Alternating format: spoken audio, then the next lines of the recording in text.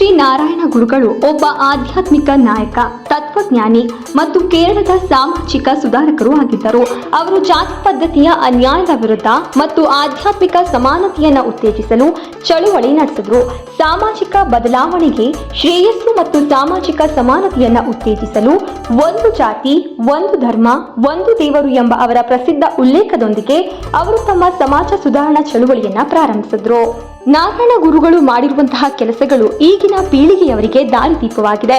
ಅದೇ ರೀತಿ ನಾರಾಯಣ ಗುರುಗಳು ಸಮಾಜದ ಒಳಿತಿಗಾಗಿ ಹಲವು ಕೊಡುಗೆಗಳನ್ನು ನೀಡಿದ್ದಾರೆ. ಬ್ರಹ್ಮಶ್ರೀ ನಾರಾಯಣ ಗುರುಗಳು ಸೆಪ್ಟೆಂಬರ್ 7, 1856ರಂದು ಜನಿಸಿದ್ರು.